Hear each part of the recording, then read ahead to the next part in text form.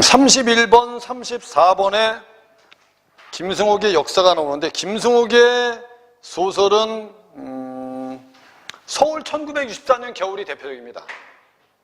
알았죠? 역사라는 소설 말고 알았죠? 서울 1964년 겨울이라는 소설이 있어요. 작가 밑에다 써놓으세요. 김승옥 작가 밑에다 서울 1964년 가끔 이것도 이제 모의고사 같은 데 나와요. 알았죠? 겨울. 올해 선생님이 소설 중에 현대소설 중에 출제 가능한 작가가 누구라요? 김정한이 알았죠? 지난번에 선생님하고 산거족하고 사촌에 대해서 얘기한 적이 있어요. 알았죠? 진짜 출제 가능성이 아주 높은 작가입니다. 김승옥의 서울 1964년 겨울은 가장 대표적인 게 익명성을 쓰고 있다는 게 특징이고요. 여기 등장하는 사람들이 이제 나 사내 아닌데 뭐 선술집에서 만나죠. 그리고 나중에 사내가 여관에 갔는데 각자 방에 들어가고 사내가 죽어요. 알았죠? 죽을 때 두 사람이 뭐 하죠? 여관을 도망가죠. 그게 바로 서울 1964년 겨울입니다. 그래서 여기서 보면 이제 있어요. 선생님이 좀 과제문에도 있었어요. 그래서 익명성을 가지고 뭘 나타낸 거냐면 요즘 그 도시에 현대사회에서 인간관계가 많이 단절되어 있다는 거죠. 단절되어 있다. 그러니까 순간적으로 만나서 즐기고 그냥 헤어지는 이런 관계로 형성되어 있다는 거예요. 이해됐죠? 그래서 여기 이제 주로 쓴 게 이제 인간관계 단절. 아니 사내가 죽었는데 여러분 여관을 빠져나간다는 것 자체가 어떻게 보면 비인간적이면서 이기적인 겁니다. 알았죠? 요즘 현대인들이 이렇다는 겁니다. 그래서 요 소설도 좀 알아두시고요. 여기 지금 역사라고 돼 있는데 이 역사라는 소설은 시점을 좀 알아두셔야 되는데 1인칭 주인공 시점입니다. 이거 알았죠? 착각하지 마시고 역사는 1인칭 주인공이다.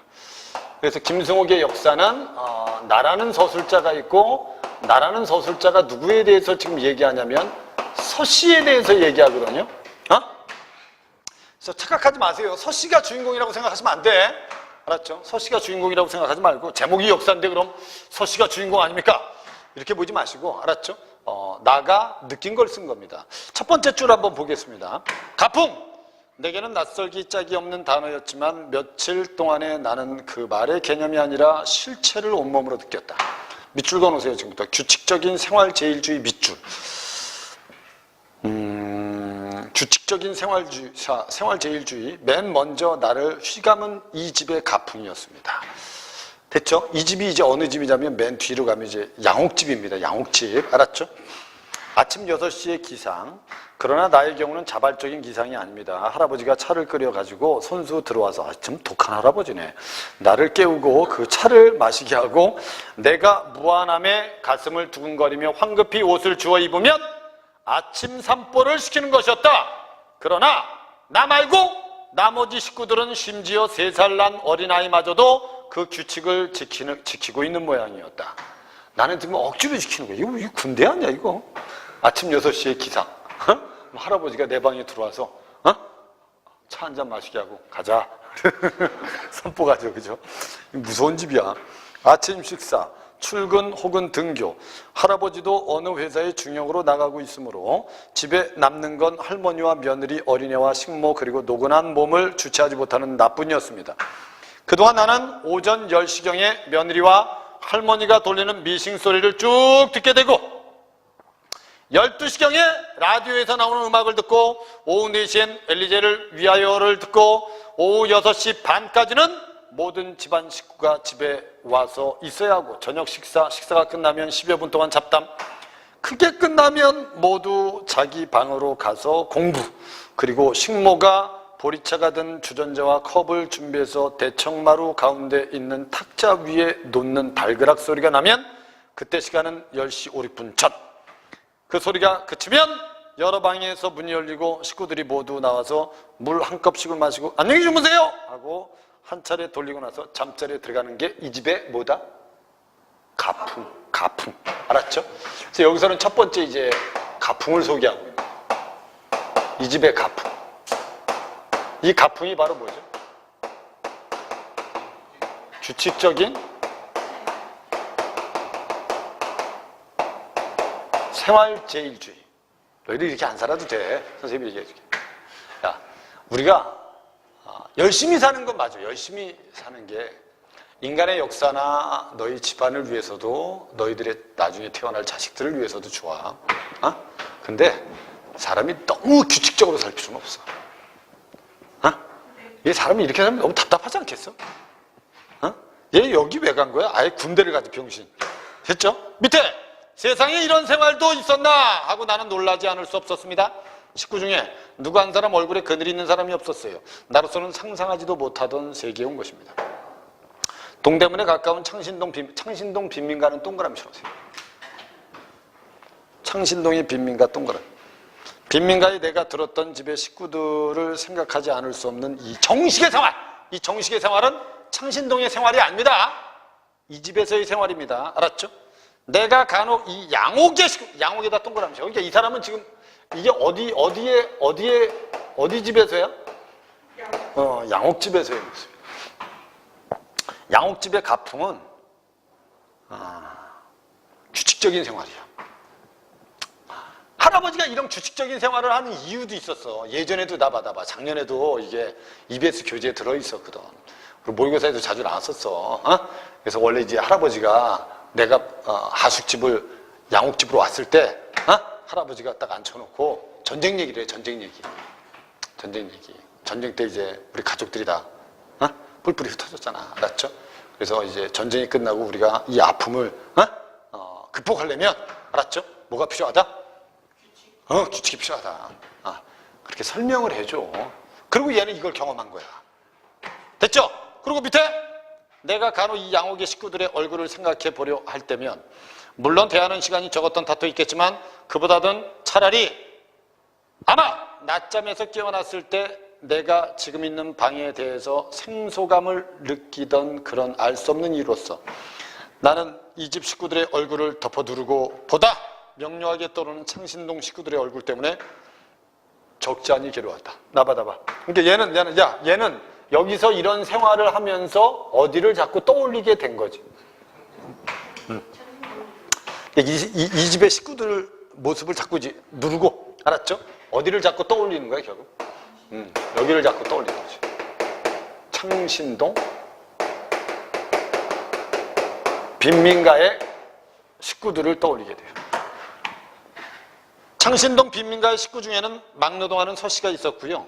어느 날 밤에 서씨는 자는 나를 깨워서 동대문으로 데리고 가고 그곳에서 그는 동대문 성벽에 돌을 들어서 올리는 모습을 나에게 보여줍니다. 힘이 대단해. 힘이 대단한 거야. 우리 여러분 그 동대문이라든지 이런 데 가면 이렇게 문 앞에 이렇게 돌멩이 같은 거 이렇게 올려 있잖아. 동그란 돌멩이. 이걸 이렇게 들어서 위치를 이렇게 바꿔놓는 거야. 이건 뭐 몇 사람이 들어도 들지 못하는 걸 혼자 들어서 가볍게. 그게 서씨야. 밑에 석씨는 역사였습니다. 그날 밤 나는 집으로 돌아와 이제까지 아무에게도 들려주지 않았다는 서씨의 이야기를 들었습니다. 됐죠?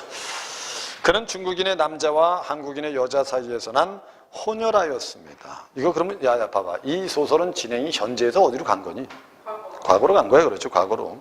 지금 내가 양옥집에서 규칙적인 생활제일주의를 경험한 다음에 그것 때문에 창신동의 빈민가 식구들을 떠올리게 되고 창신동 빈민가 식구들 중에 대표적인 사람이 누구? 서씨. 알았죠? 그 서씨하고 있었던 일을 여기다 써놓은 것 때문에 이게 과거입니다. 과거. 그는 중국인 남자와 한국인 여자 사이에서 난 혼혈아였습니다. 그의 선조들은 대대로 중국에서 이름 있는 역사들이었어요. 족보를 보면 헤아릴 수 없이 많은 장수가 있다고 했습니다. 다 서씨한테 들은 얘기입니다. 그네들이 가졌던 힘, 그것이 그들의 존재 이유였고 유일한 유물이었던 모양입니다. 그 무형의 재산은 가보로서 후손에게 전해졌습니다. 그래서 서씨도 힘이 좋은 거예요. 그것으로서 그들은 세상이 편안하게 살 수 있었고 자신들의 영광도 차지할 수 있었어요. 서씨의 조상들은 이럴 수 있었어요. 이제 와서 그 힘은 서씨로 하여금 공사장에서 남보다 약간 더 많은 보수를 받게 하는 기능밖에 가질 수 없게 된 겁니다. 가치가 없어졌어요. 옛날에는 조상한테 물려받은 힘이 가치가 있었는지 모르지만 지금 서씨에 와서는 그 힘은 가치가 없어졌어요. 결국 서 씨는 그 약간 더 많은 보수를 거절하기로 했습니다. 남만큼 벽돌을 날랐고 남만큼 땅을 팠고요. 선조의 영광은 그렇게 해서 보존될 수밖에 없었습니다. 그리고 서 씨는 아무도 다니지 않는 한밤중에 택하여 동대문의 성벽에서 그 힘이 유지되고 있음을 명부의 선조들에게 알리고 있는 거예요. 그게 뭐야 바로 동대문 가서 돌멩이 옮겨놓고 하늘 보고 조상님 이러고 있는 거야. 오케이? 나 아직도 힘이 있어요. 대낮에 서 씨가 동대문 바로 곁에 서서 해인들 중 누구 한 사람도 성벽을 이루고 있는 돌 한 개의 위치 변화에 관심을 보이지 않고 지나다닐 때 옮겨진 돌을 바라보고 빙그레 웃고 있는 그의 모습을 나는 쉽게 상상할 수 있습니다. 그것이 서 씨가 간직한 자기 자신이었습니다. 하지만 현실 속에서는 이건 인정받아요, 못 받아요? 못 받아요. 그렇죠. 못 받습니다. 현실 속에서는 전혀 인정받지 못합니다. 내가 그와 접촉하면 할수록 빨려 들어갈 수 있었던 깊이였던 모양인지도 모릅니다. 그게 바로 서 씨의 정체성이야. 역사, 서 씨의 바로 정체성이야. 근데 현대사회에서는 인정받지 못해요. 그래서 밑에 그 집! 그늘 많은 사람들이 살던 그 집에서 나는 나 자신 속에서 꿈틀거리는 안주의 동경을 의식하지 않을 수. 그 집은 어느 집이니?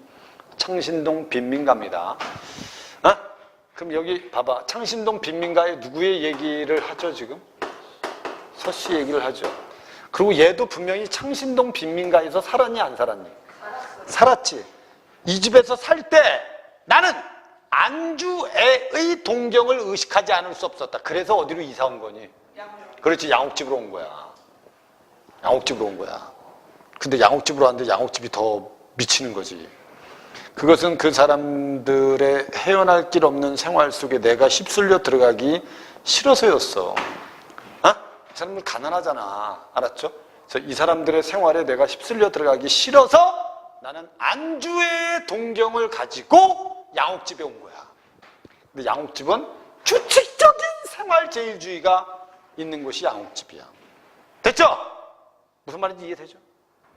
그러나 그곳을 뚝 떠나서 한결같은 곡이 한결같은 악기로 연주되는 집 밑줄. 어디니 이게? 양옥이 뭐야? 양옥집에 오자 그것은 견뎌낼 수 없는 권태와 이 집에 대한 혐오증으로 형체를 바꾸는 것이었습니다. 그래서 마지막에 나란 놈은 참 알 수 없는 놈이다 이렇게 느낀 거야. 나봐. 야. 여기 있을 때는 어디를? 양옥. 그죠, 여기를. 여기 있을 때는 또 어디를 떠올려? 여기를. 그러니까 나는 알 수 없는 놈이다 이러고 끝난 거야. 됐죠? 오케이? 이 소설에서 핵심 내용은 결국 나 봐봐. 이런 규칙적인 생활주의 때문에 결국 서 씨와 같은 사람들이 인정받지 못하는 거예요. 그죠? 그러니까 이걸 통해서 나타낸 게 뭐냐면 현대사회 자체가 무슨적이라는 거예요. 획일적이라는 거예요. 그래서 이것 때문에 뭐를 인정받을 수 없다. 그렇지? 개성을 인정받을 수 없다가 이 소설의 핵심 내용입니다. 이해됐죠? 이렇게 알면 됩니다. 31번 문제에 뭐라고 돼 있어요? 그래서 윗글에 대한 이해로 적절하지 않은 거. 나는 서 씨를 알게 될수록 그에게 끌림을 느낍니다. 됐지? 2번. 서 씨는 사람들이 자신이 지닌 능력을 밑줄 그어 알아봐 주기를 바란다는 잘못된 말입니다. 이해되셨죠? 네. 오케이.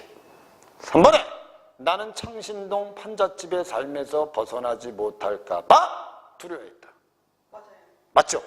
그래서 안주의 동경을 가지고 어디로 왔을까? 양옥집으로 온 겁니다. 그렇죠. 서 씨는 숨겨두었던 자신의 내력에 대해 나에게 알려줬고 서 씨의 가문은 대대로 중국에서 유명한 장수였습니다. 됐죠? 2번입니다. 32번에 A에 대한 설명으로 적절하지 않은 겁니다. 양옥집 사람들의 일과는 시간 순서에 따라 설명하고 있고요. 같은 시간에 반복되는 소리를 통해서 양옥집에서의 일상적인 모습을 묘사하고 있습니다. 명사로 끝나는 문장이 나열된 거 맞죠? 맞죠? 거기 보면 뭐 있죠? 식무, 며느리, 뭐 이런 거 있죠, 그죠? 아침 식사, 그 다음에 출근, 혹, 등교. 오케이? 이해됐습니까? 명사로 끝나는 거 있죠? 맨 첫 번째 줄에도 있잖아. 아침 6시에 기상? 됐지? 명사로 끝나잖아요. 그죠? 규칙적으로 되풀이되는 일상을 강조합니다. 근데 밑에 4번에 이야기 속의 서술자는 난데 나에 의해서 밑줄거 양옥집 사람들의 생각이나 감정이 직접적으로 드러나는 건 없습니다. 그죠? 4번이 답이다. 아주 쉬운 문제입니다. 이거. 가로 안에 진술에서 양옥집 사람과 구별되는 나의 상황이 있어요, 없어요? 있죠, 그죠? 양옥집 사람들은 어린애까지 규칙을 잘 따라. 근데 나는 아침에 못 일어나. 그럼 할아버지가 와서 나를 깨운다는 거야. 알았죠? 그럼 다른 식구들하고 나는 대비돼 있다, 대비돼 있지 않다? 그렇죠. 답은 대비돼 있기 때문에 4번이 답이 되는 게 맞아요. 33번 기억 미음에 대한 이해로 적절하지 않은 거. 나로서는 상상할 수 없었던 양옥집 사람들의 규칙적인 생활을 의미하는 거고, 니은에 나가 양옥집에서 살면서 창신동 빈민가 식구들을 떠올리면서 갈등하고 있음을 알 수 있고, 디귿은 전통적으로 가치 있게 여겨졌던 것이 현대사회로 오면서 더 이상 예전의 가치를 인정받지 못하죠. 그죠?